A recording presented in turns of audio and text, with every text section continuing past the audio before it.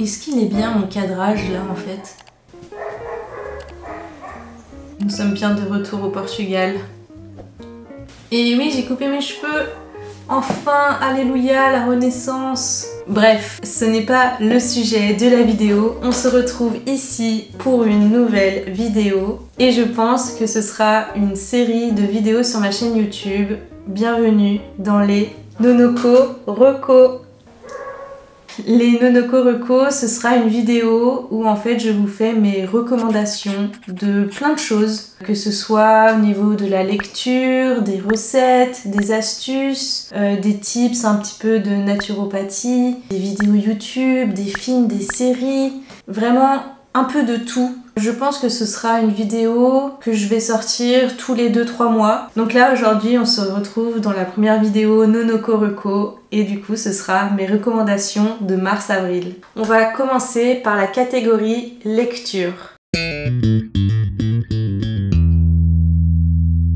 La catégorie lecture, elle regroupe vraiment toutes mes lectures, que ce soit les romans, les livres de développement personnel, mais aussi les BD, les romans graphiques, les mangas. Donc là, pour mars-avril, je sais pas si vous avez vu dans ma dernière vidéo, quand nous étions chez mes parents, nous sommes passés dans une petite librairie vraiment spécialisée dans les romans graphiques et les mangas. C'est l'un de mes magasins préférés, il est extraordinaire. C'est quasi impossible de repartir sans au moins un livre. Et du coup, je m'étais trouvé le livre Robbie de Irène Marchesini et de Carlotta Di Caltado. Je l'ai fini en même pas 2 jours. Franchement, je l'ai dévoré. Il était incroyable. Donc, c'est un roman graphique paru le 12 janvier 2024. Pour le résumer, du coup, c'est l'histoire de Martino, un petit garçon qui est né albinos et qui est rejeté par son père parce qu'en fait, son père pense qu'il est maudit, qu'il porte la poisse à la famille. Et en fait, son père décide du coup de le donner à son oncle. Et en fait, la veille de cet événement, Martino décide de s'échapper de chez lui en direction de la forêt. Et dans la forêt, il fait la rencontre de Viviana. C'est une sorcière, une sorte de sorcière de la forêt. Et Martino va grandir avec elle et en fait, il va découvrir que sa différence est en réalité une force et qu'il est lui-même doté de pouvoirs magiques. J'ai adoré ce roman graphique, vraiment il est magnifique en termes d'histoire, au niveau des dessins, il est grandiose et là je crois que c'est vraiment mon roman graphique préféré, donc je vous le recommande. Ensuite, pour rester un petit peu dans l'univers du dessin, là je vais vous parler d'un manga, c'est Full Metal Alchemist. Donc celui-ci c'est le tome 1. Si vous aimez les mangas, vraiment je vous le recommande, il est en plusieurs chapitres et en fait il est vraiment hyper conséquent. Il se passe énormément de choses et en fait tu t'ennuies vraiment pas. Et pour ceux que ça intéresse, Full Metal Alchemist existe aussi en série animée disponible sur Netflix. Du coup là c'est vraiment le résumé global. En voulant ressusciter leur mère, Edward et Alphonse Elric vont utiliser une technique interdite relevant du domaine de l'alchimie, la transmutation humaine. L'expérience va mal tourner. Edward perd un bras, une jambe et Alphonse son corps. Son esprit se retrouve donc prisonnier d'une armure. Devenu un alchimiste d'état, Edward, surnommé le Full Metal Alchemist, se lance avec l'aide de son frère à la recherche de la pierre philosophale. Oui, c'est pas que dans Harry Potter la pierre philosophale. Pour ce qui est de mon avis, j'ai vraiment beaucoup aimé ce manga. On est vraiment très rapidement plongé dans l'histoire et en fait j'ai trouvé ça hyper intéressant comment le concept de l'alchimie est expliqué à travers cette histoire. Et du coup, si vous le savez, j'ai le tome 2 qui m'attend et j'ai très hâte de le lire. Ensuite, pour finir dans le domaine de la lecture, j'ai lu en mars un livre de Virginie Grimaldi, Il nous restera ça, qui est un roman. Donc c'est l'histoire de 3 personnes, Iris une trentenaire, Théo un adolescent tourmenté et Jeanne une soixantenaire triste du temps qui passe trop vite. Et en fait ils vont se retrouver tous les 3 en colocation dans une petite maison.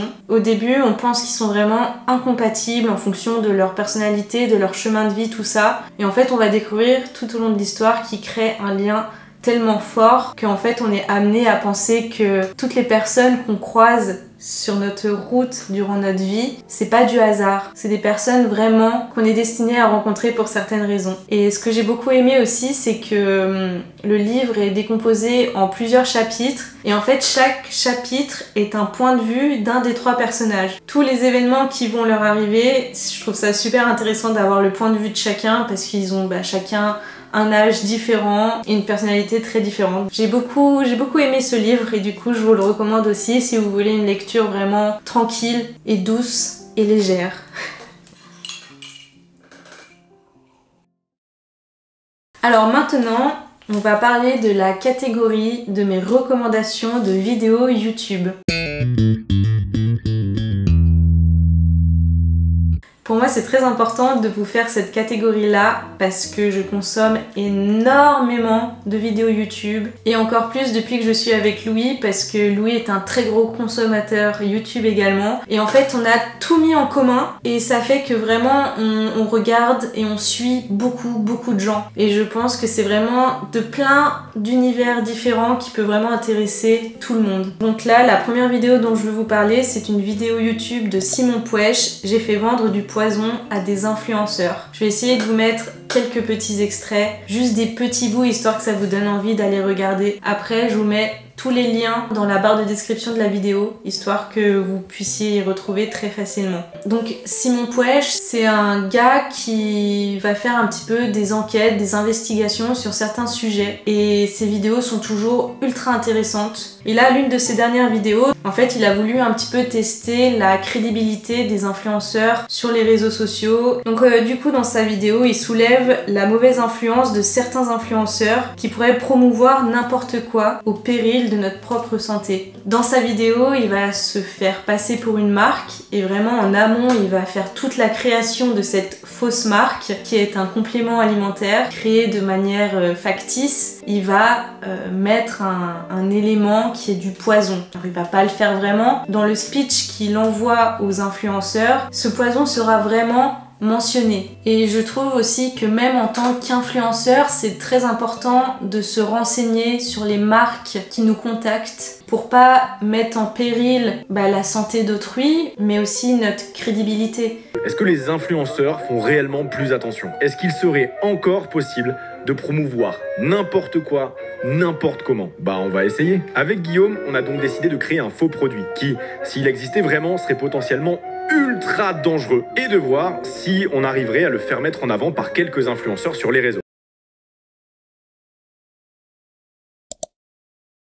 Ensuite, sur un thème un petit peu plus léger, la vidéo de Léa JPLF. Alors je vous recommande vraiment toutes ses vidéos parce que vraiment j'adore tout ce qu'elle fait. Mais là vraiment, pour ce Nonoko Reco, je vous recommande vraiment l'une de ses dernières vidéos qui est une journée dans ma vie à Copenhague, Diaries numéro 2. Et en fait, elle est partie en voyage à Copenhague toute seule et elle a pris sa caméra pour faire des daily vlogs. Donc elle se filme tous les jours durant son voyage. Et là, c'est surtout la vidéo numéro 2 de son voyage que j'ai adoré. Je trouve déjà elle filme vraiment très bien. Elle alterne vraiment bien les moments où elle parle en face cam et les moments où elle va filmer le paysage. Je la trouve tellement douce, ça se reflète tellement dans ses vidéos et c'est tellement des petits bonbons tout doux ces vidéos, ça fait trop du bien à chaque fois de regarder ces vidéos YouTube. Je trouve que cette vidéo là est particulièrement très bien montée. J'adore. Ça va vous?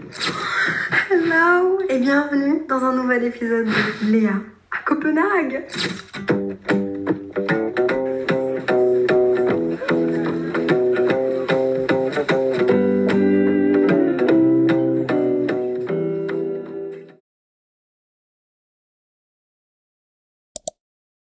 Comme dernière vidéo YouTube pour mars-avril, je vous recommande la vidéo de Marie MT. Elle a fait une série de vidéos qui s'appelle Marie in Paris, en lien avec Emily in Paris sur Netflix, où elle filme un petit peu les coulisses de sa vie d'influenceuse. Et là, c'est vraiment une vidéo où elle va filmer tous ses rendez-vous pro, toutes les marques qui la contactent, toutes les heures de montage vidéo qu'elle va passer pour YouTube, pour Instagram, pour TikTok. Je trouve hyper intéressant en tant que petite influenceuse que je suis, ça me motive à fond pour un jour arriver au même niveau qu'elle. Je trouve en fait, pour ceux qui ne sont pas du tout dans la création de contenu, tout ça, ça reste très intéressant de voir les dessous du métier d'influenceur. Parce qu'on se rend pas compte que derrière une vidéo YouTube ou un petit TikTok de 10 secondes, en fait il y a des heures et des heures de travail. Allez, hop là. Le seul problème, c'est que je me suis pas inscrite. C'est marqué complet. Il est 10h, il fait super beau à Paris aujourd'hui, ça fait du bien. Je suis invitée à un événement Apple. Allez, 16h34, 17h10, je finis.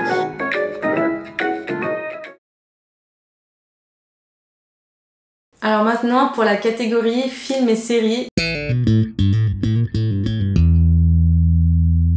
Alors c'est une catégorie que je veux absolument faire dans mes Nonoko Reco, mais spécialement dans ce Nonoko Reco, donc de mars-avril, je n'ai pas de recommandations de films ou de séries à vous faire, tout simplement parce que ces dernières semaines, on regarde beaucoup de vidéos YouTube et surtout on est beaucoup sur Twitch. Pour ceux qui ne connaissent pas, Twitch est une plateforme où en gros tu peux regarder des streamers plus ou moins connus jouer à des jeux vidéo ou faire des reacts à des vidéos ou juste tout simplement aussi discuter. Le fait que ce soit en live, ça rend le truc hyper intéressant parce que t'as vraiment l'impression d'être avec la personne. Et nous en fait, il y a un de nos streamers préférés qui s'appelle Étoile, qui avait fait une pause de Twitch pendant un mois et demi pour des raisons de santé. Et là, ça y est, ça fait 3 semaines qu'il s'est remis sur Twitch à faire des lives. Et en fait, je vous avoue, dès que Étoile est en live, on ne regarde rien d'autre. Donc là en ce moment, ce streamer Étoile sur Twitch, il joue à pas mal de jeux vidéo parce qu'en fait il est inscrit à la ZLAN. Alors pour ceux qui ne savent pas ce que c'est la ZLAN, c'est une compétition de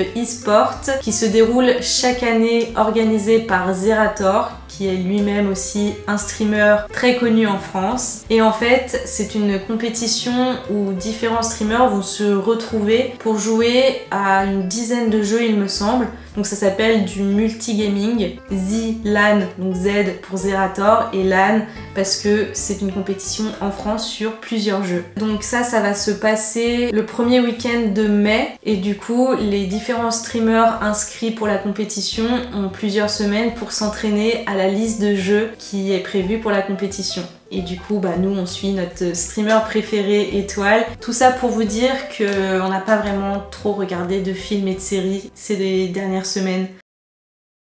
Pour ces Nonoko Reco, j'ai aussi décidé de faire une catégorie recettes. Parce qu'il faut savoir que j'adore cuisiner et je pense que ça vient de mon papa, qui est lui-même un cuisinier. Je l'ai toujours vu en cuisine, nous préparer plein de choses, que ce soit tous les repas, mais aussi des gâteaux, des goûters. Maintenant que j'ai mon propre appartement, ma propre cuisine, j'adore cuisiner. En plus, mon papa me donne un petit peu ses recettes. Du coup, dans chaque Nonoko Reco, je vais vous partager une recette à chaque fois. Pas forcément une recette de mon papa, parce qu'il veut pas toujours qu'on partage, mais ce sera mes recettes à moi que je vous partage à vous sur YouTube. Donc là, pour ce Nonoko Reco, je vous recommande une recette maison de naan au poulet avec du Philadelphia et du fromage râpé. Je crois que c'est l'un des repas préférés de Louis d'ailleurs. Munissez-vous de votre tablier et on cuisine ensemble.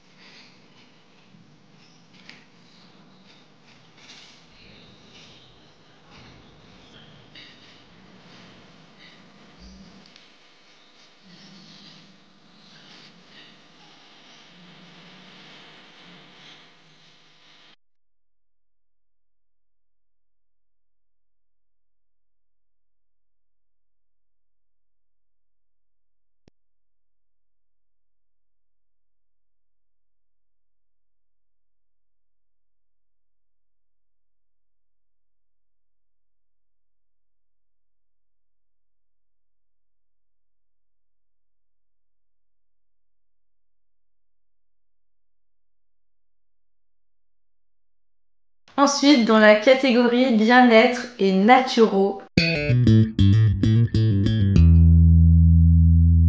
en tant que naturopathe, comme seconde activité, c'était évident pour moi de vous recommander dans mes Nonoko Reco certains tips bien-être ou alors des petites recettes de naturaux qui peuvent vraiment vous aider au quotidien. D'ailleurs, je vous mets mon site Naturoco dans la barre de description de la vidéo. C'est mon site internet de naturopathe où vous pouvez trouver tous les bilans et toutes les formules que je vous propose. Pour commencer, je vais vous parler de ma recette maison, de ma brume d'huile essentielle pour bien dormir. Vous pouvez utiliser tout flacon qui est un petit pulvérisateur. Dans la recette que je ferai avec vous juste après, j'utiliserai un flacon de parfum que j'ai terminé et que j'ai bien nettoyé. Donc on va créer une brume à base d'huile essentielle qui va favoriser le sommeil, la détente, qui va vous déstresser afin de passer une très bonne nuit. Donc alors dans ce flacon, je le remplis de 3/4 d'eau. Ensuite, je rajoute de l'huile essentielle de Ravinsara, j'en mets 20 gouttes. Ensuite, de l'huile de lavande vraie, j'en mets 30 gouttes. Et pour finir, de l'huile essentielle de petits grains bigarade,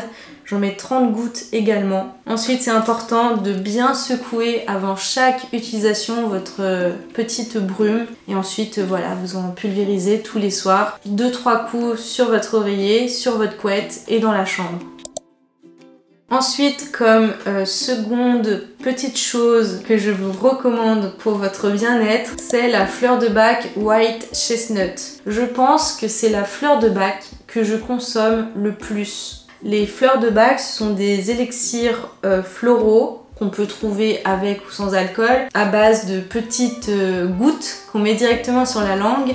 Et en fait, ça va nous aider à mieux gérer nos émotions, les imprévus, certaines étapes de notre vie. Ça va vraiment nous aider à aller mieux, à nous faire du bien au quotidien. Donc moi, le White Chestnut, j'utilise vraiment lorsque j'ai des idées ou des choses qui tournent en boucle dans mon cerveau et j'ai l'impression que ça reste bloqué dans ma tête, que ça veut pas sortir, que ce soit quelque chose qui s'est passé ou quelque chose que j'imagine et vraiment genre c'est n'importe quoi, ça prend de la place, ça tourne en boucle et j'arrive pas à m'en défaire. Je prends White Chestnut, j'en mets 3 gouttes sur la langue 2 à 3 fois par jour et en fait ça va vraiment m'aider à retrouver de la sérénité mentale, ça va vraiment me détendre le cerveau tout simplement. White Chestnut, je le recommande.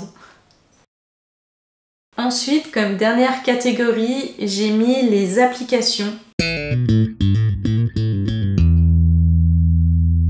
Je pense que dans cette catégorie, il y aura aussi peut-être les jeux vidéo. Si j'en découvre les prochaines semaines et que j'ai vraiment kiffé un jeu vidéo, j'aimerais aussi beaucoup vous en parler. Mais là, dans ce Nonoko Reco, je vais vous parler de 2 applications de téléphone. La première, c'est Babelio. Il me semble que c'est aussi un site internet. Moi, je l'utilise comme application sur mon téléphone. Babelio, c'est un réseau social littéraire destiné à enregistrer des bibliothèques littéraires personnelles que l'on peut partager ou alors tout simplement utiliser comme un carnet de bilan de lecture. Moi, j'utilise plutôt comme ça, c'est-à-dire tu trouves dans l'application le livre que tu viens de lire, tu as un système de notation sur 5 étoiles, tu peux même aussi laisser des commentaires que d'autres personnes qui vont lire le livre vont pouvoir voir comme commentaires.